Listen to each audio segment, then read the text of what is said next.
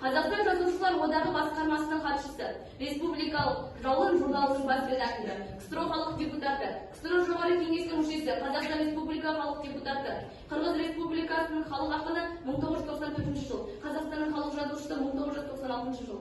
Мұхтар Шаханов сынып жетекшісі болған Әбдіғұт Қожанов атының мектептегі кезегінен былай суреттейді. Мұхтардың әкесінің аты Шахан еді. Ауыл тұрғындары оны Шахан молда деп атайтын. Анасының есімі Ұмсын. Мен ол кезде Жұлдыз орта мектебінде қазақ тілі мен әдебиет пәнінің мұғалімі болып жұмыс істейтінмін. 1954 жылы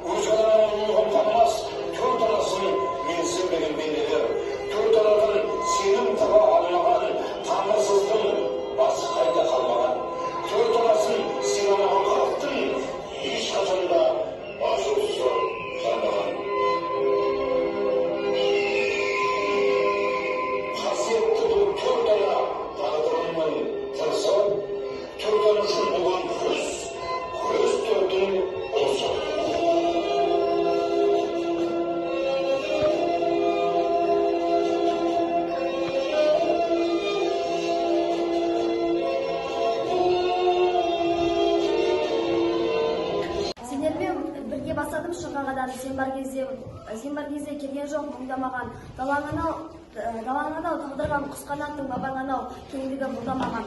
Жылдар қалып жылдарды озы емес, атадағының балада мазақ емес, дастарханын жимаған бабамыздың жұмар салтын жойғандар қазақ емес.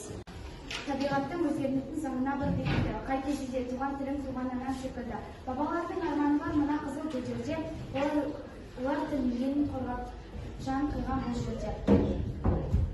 Отырарым бабам сенің басиетін, анам сенен терең күткен қасиетін, сенің даңқың менің мәңгі мақтанышым, сенің қайғың менің терең қасіретім.